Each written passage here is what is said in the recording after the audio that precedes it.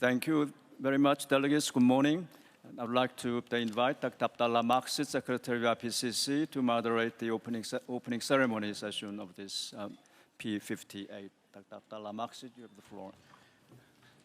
Thank you very much, dear Chair. Your Excellency, Minister, Federal Councilor, Mr. Albert Rusty. I tried to, to spell it good. Well. So, Mr. Husuli, Chair of the IPCC, Mrs. Elena Malankova, Deputy Secretary General of the World Meteorological Organization, delegates, colleagues, and friends. I am pleased to welcome you to our plenary in Interlaken, Switzerland, the host country, which is also the home of the IPCC Secretariat. I wish to thank all of you here for the collaborative work that brought us here together. It is the session of some first and some lasts. It's the first approval session in person following the pandemic, and it is the last approval session for this sixth cycle, the most intense cycle in the history. I am excited.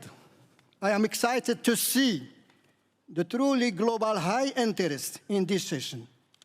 We have over 650 delegates registered from 135 countries and 121 observer organizations. This is records. There is a higher number of delegates from developing countries. This shows the trust in our work.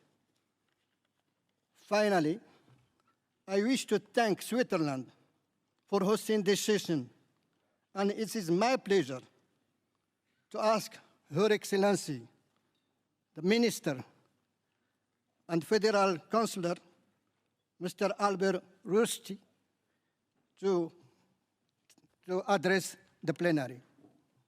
Please. Thank you very much.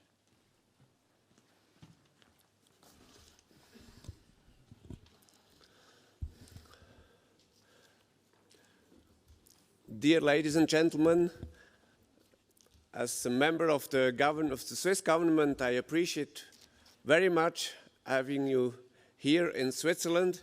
Unfortunately, we don't have any windows in this room, but I really hope you will be able and have, beside your intensive work, some hours to enjoy our beautiful mountains, well known as Eigermönch and Jungfrau. Excellencies, Antonio Guterres, Secretary General of the United Nations, Executive Director of the United Nations Environment Programme, Inger Andersen, Secretary General of the World Meteorological Organization, Petteri Talas, President of the 28th Conference of the Parties to the UN Framework Convention on Climate Change, Sultan Al Jaber, Executive Secretary of the UN Framework Convention on Climate Change, Simon Steele, Professor Ha-Seung Lee, IPCC Chair, delegates, ladies and gentlemen. The morning sun blazes down on the majestic crowns of the 3,000-meter peaks. Suddenly, the sound of a loud bang echoes across the lake. Anxious tourists look toward the clouds of dust rising above the mountain flank. Distinguished delegates, by traveling to this conference, you have already had the chance to experience the stunning beauty of the landscape around Interlaken, here in the heart of Swiss Alps. The example I shared with you at the beginning originates from rockfalls and landslides around Lake Oeschinen, just a few steps outside this very conference building. The thawing permafrost has been making mountain slopes unstable, threatening people and infrastructure. On the other hand, hidden in our Alps, you can discover the backbone of our energy supply, its hydropower, It has been reliably supplying Switzerland with climate-friendly energy for over 100 years. Hydropower ideally complements solar energy, which supplies us with renewable energy in summer. Water and sun are Switzerland's clean energy dream team. Our country is particularly vulnerable to the impacts of climate change, including the melting of glaciers or extreme weather events such as heat waves, drought, and floods. It is estimated that up to 8% of Swiss territory is more unstable due to the change in thawing permafrost. These have far-reaching consequences affecting agriculture, infrastructure, health, and ecosystems. Climate change is a global concern, but its impacts are felt locally, in our own communities and daily lives. Farmers must adapt to new growing conditions, while communities face increased risks from extreme weather events. Switzerland came to the understanding that the common man should be at the heart of our consideration.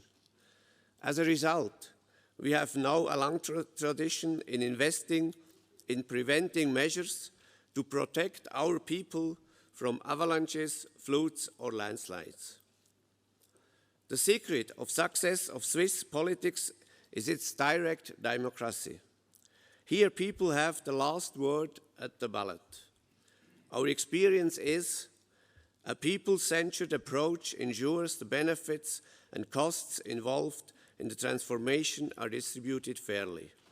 This is essential to the success of transformation at the pace and scale required to deliver global ambitions for climate change mitigation.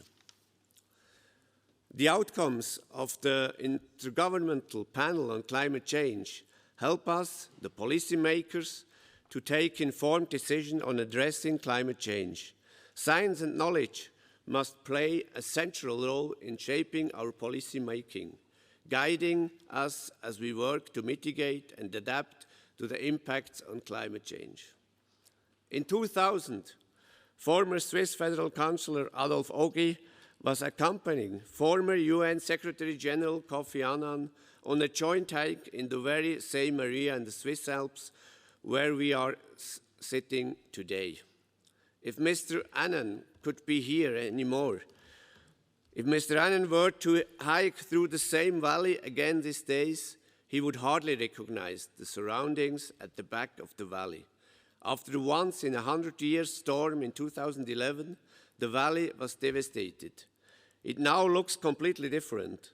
The tourist resort of Kandersteg, close by, where I grew up, remained virtually unscathed, thanks to the measures taken by Switzerland after an earlier flood, the one of 2005. These examples, ladies and gentlemen, shows us that in our policies we need to prioritize a safe future. It is our duty to protect our livelihood and very lives. At the end of the day, it's a mix of measures and approaches we need to take to address climate change. In order to do so, we must engage with all stakeholders. Business, academia, and civil society can help to develop innovative, sustainable, and economically viable solutions. By wishing you all success, all eyes are now on the outcomes of this conference. You will bring about policy-relevant information. Your results will be benefiting not only the international community, but the local population, such as those people living here in the heart of the Alp. I thank you very much for your contribution, for your engagement for a better world. Thank you.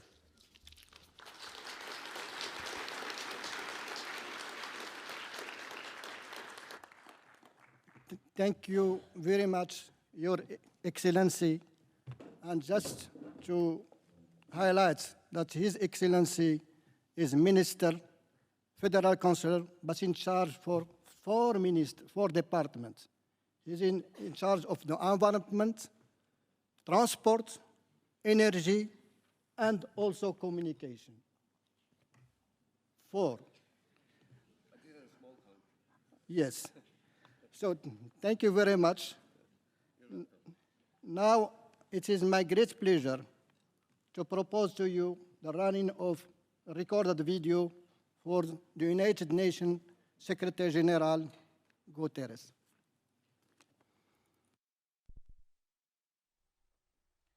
Excellencies, ladies and gentlemen, for decades, the Intergovernmental Panel on Climate Change has put forward evidence on how people and planet are being rocked by climate destruction. With report after report and fact upon fact, you have built the case, setting out the science of climate change and the urgency for climate action.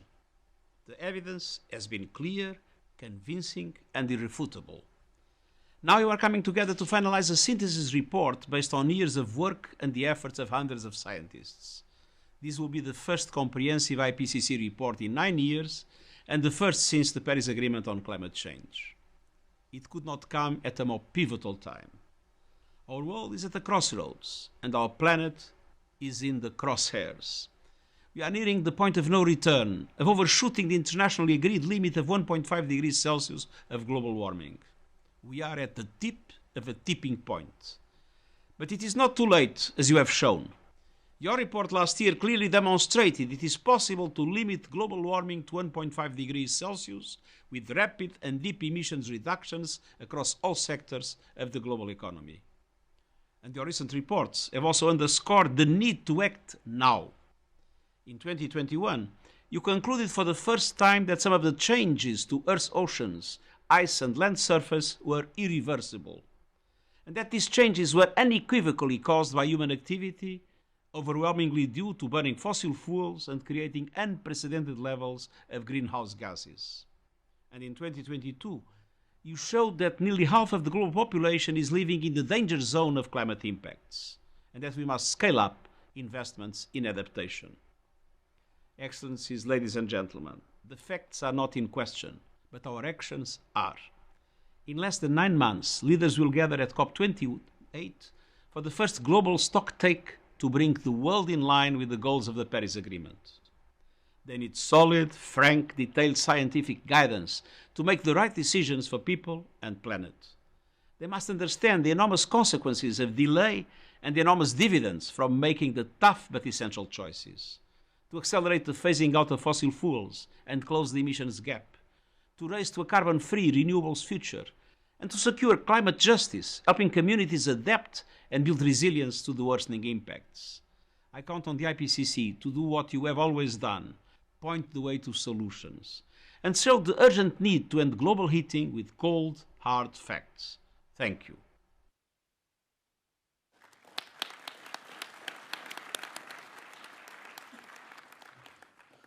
We are thankful to United Nations Secretary General for the inspirational video message.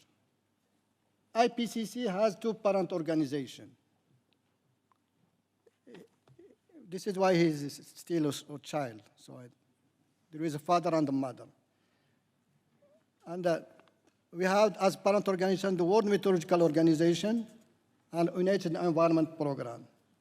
I am proud to announce the video message by the World Meteorological Organization Secretary General Professor Petri Talas, but we are honored to have in person the Deputy Secretary General Elena Manankova. So please run the video record. Dear participants of the IPCC meeting, thanks for the opportunity to address you. I'm sorry that I cannot join you physically because we have other meetings going on elsewhere at the same time. But I'm very grateful for the work that you have done for the most recent set of IPCC reports, both the special reports like 1.5 degree report, and also these 3 pieces of the 6th assessment report, work group 1, 2, and 3, and they have all been gaining lots of attention among the decision makers, and IPCC in general has been a great success story of science communication. Thanks to IPCC, we have started seeing progress in climate mitigation and also to a certain degree in climate adaptation. And the scientific information plus the fact that we have started seeing the impacts of climate change worldwide has triggered, for example, this Paris Agreement and also the follow-up COP meetings. We saw fairly good progress at Glasgow COP 2 years ago, where the G7 countries and European Union countries made commitments to keep us at 1.5 degrees warming track, which was very much recommended by the IPCC 1.5 degrees report. And now you are about to finalize the synthesis report as a summary for policymakers, which I will personally introduce to Secretary General Guterres. He's very much interested in the scientific facts, and we have had a chance to communicate those to him. And he sees climate mitigation and adaptation as his highest priority, and that's a good thing from our side. But I would like to thank all of you for the hard work, for those reports which are clearly having a clear message for the decision makers, and we need to speed up our climate actions. And at the moment we are heading towards too high numbers of warming and various impacts of climate change, which are already very visible worldwide. And it's important that we communicate again the results of this report and give a boost to the forthcoming COP meetings. I have personally had a chance to have meet already the incoming COP28 president, and actually next week I will have a second opportunity to discuss the agenda of the COP28 with the government of Arab Emirates, and they seem to have appetite to see progress in mitigation, and that's of course very much our desire as well.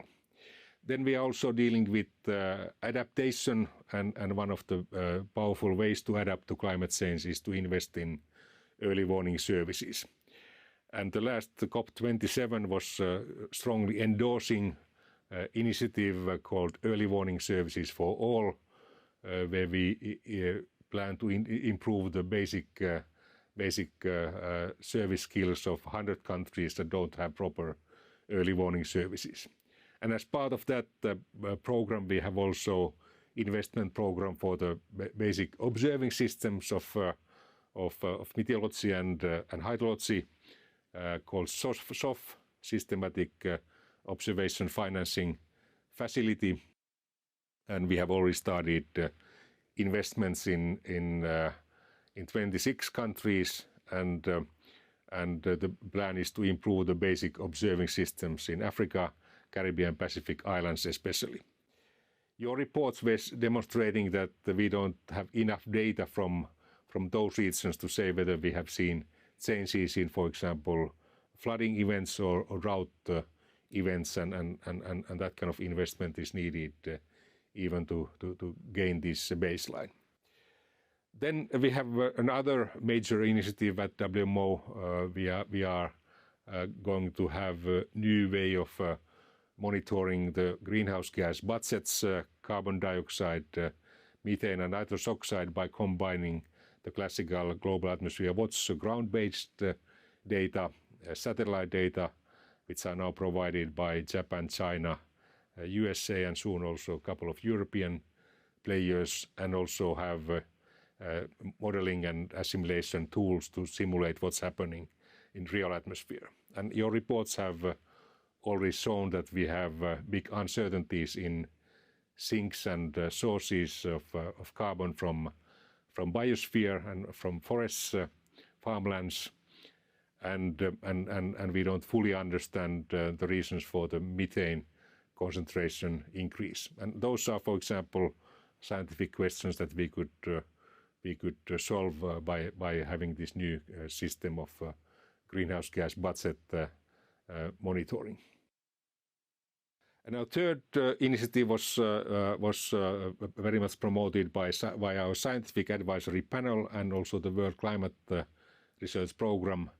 Namely, there's a need to go to kilometer scale climate modeling to better describe the cloud physics and potential of weather extremes in the future. And also we have big uncertainties related to the melting speed of Antarctic glacier, and also there will be a need for higher resolution of coupled ocean glacier modeling to see what is the actual risk related to Antarctic glacier melting. So those are the issues from our side, but I'm again very grateful for the hard work that both the lead authors and you who are hosting these technical support units and who have been supporting the work of this current round of reports, and we are looking forward to the next round of reports. And at least from our side, there would be a need to have a dedicated report on geoengineering, which is one of the hot topics and which also carries many risks which should be evaluated by the science community. And then also this tipping point issue is also a hot topic in climate science and also in the minds of many human beings on this planet. It would be important to review how realistic these tipping points are and how much they are risk analysis and how much they are based on hard science and also, for example, how the models see those risks evolving in the future. But those are some ideas that, of course, you will decide which are going to be the main reports during the coming years. But as WMO, we are very grateful that we can be the co-host of IPCC together with UNEP, and we have also allocated plenty of our resources to support the work of IPCC, and we are looking forward to the outcome of this meeting that you are having in Kloten. Thank you.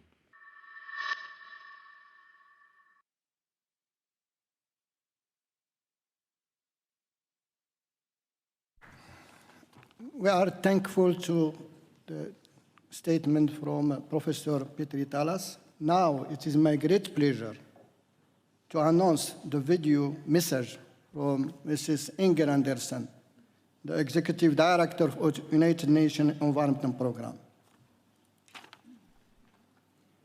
Congratulations on reaching this the last mile of the sixth assessment cycle of IPCC and the approval of the synthesis report. This report is critical as it brings together the findings of the assessment reports and special reports in one powerful package, a package that lays out the scale and impact of human-induced climate change. The assessment report by Working Group 1 told us that climate change is here now and intensifying, and that the science is indisputable. The assessment report by Working Group 2 told us that climate change is a threat to human well-being and the health of the planet, which are one and the same. That too is indisputable.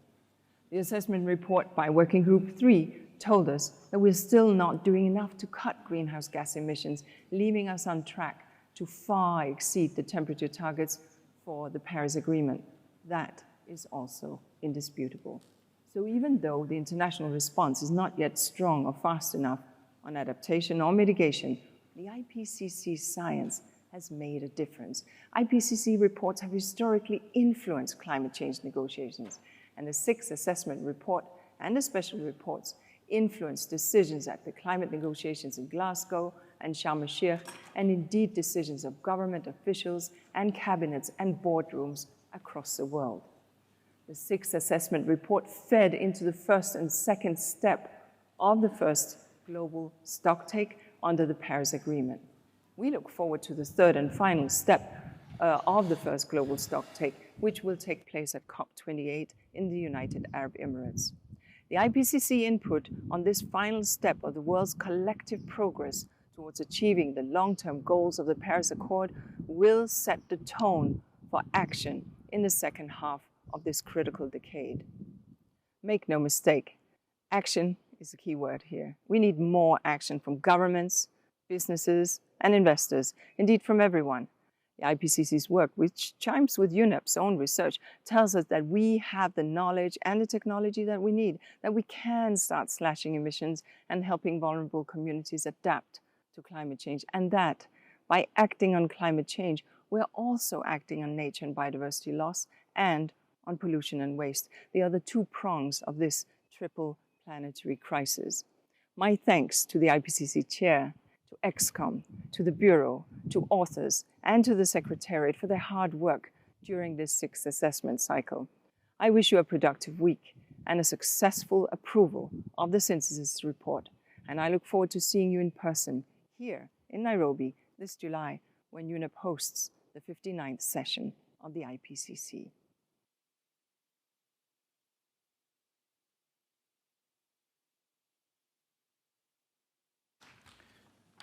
We are thankful to the inspirational statement by Mrs. Inger Anderson.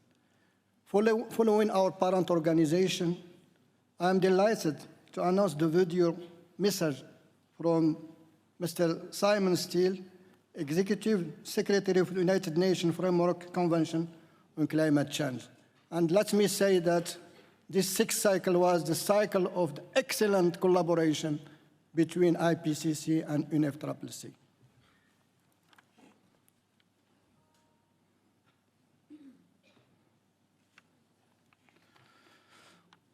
I'm pleased to address the IPCC for the first time as Executive Secretary of the UNFCCC. I said at COP27 that I will be doing things differently. A closer, more productive partnership with the IPCC is one of the ways I hope to do this moving forward. Your assessments are fundamental to the UNFCCC and the entire spectrum of processes tackling climate change. And your work over the past 5 years, the toughest and most ambitious in IPCC's history, has transformed public understanding of climate change. You've laid out the facts, risks, and opportunities. Now the synthesis report pulls this historic scientific endeavor together. It will be a key input into the global stocktake later this year. We need this report for COP28 and all meetings worldwide over the next 9 months, where climate must remain at the top of the agenda. So I urge you, government representatives to the IPCC, work together in a collegial, productive manner this week to achieve a timely result. Don't quibble over commas and phraseology. Focus on the main message, the magnitude, the problem we face. The global stocktake this year is an opportunity for us to course correct. We already know what the report will tell us, and it's not good enough. So let's draw a path from the clear messages that the AR6 has already given us. The IPCC has demonstrated how human activities such as burning fossil fuels and change in the way we use land are changing our climate. You've left us in no doubt about the risks we face if we do nothing, and have illustrated the opportunities for action and the economics of solutions. We know the costs of action and of inaction. We know what technologies we need to upscale. We know the changes required to investment and financial flows. We have options in all sectors to halve emissions or more by 2030, with the global economy continuing to grow. In order to keep 1.5 within reach, we need deep and immediate emissions cuts across all sectors and regions. We know what we have to do. Now we must boost political will to make that course correction possible. the IPCC points to the path we can take beyond the global stocktake, charting a course to 2030. We must close the action and support gaps whilst building resilience. So, I wish you a productive and fruitful session, finalising the 6th assessment cycle and providing the knowledge to policymakers to take the course we need to a sustainable and prosperous climate future. I thank you.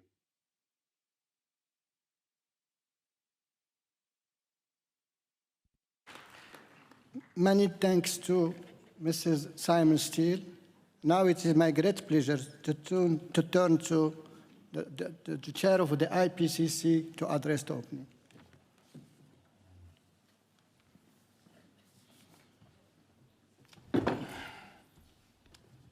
Thank you, Dr. Abdallah Maqsid. Ladies and gentlemen, distinguished delegates, excellencies.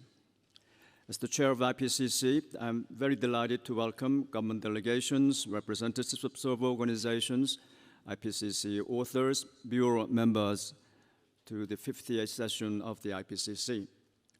This is the panel's last approval session and the penultimate plenary of the 6th assessment cycle.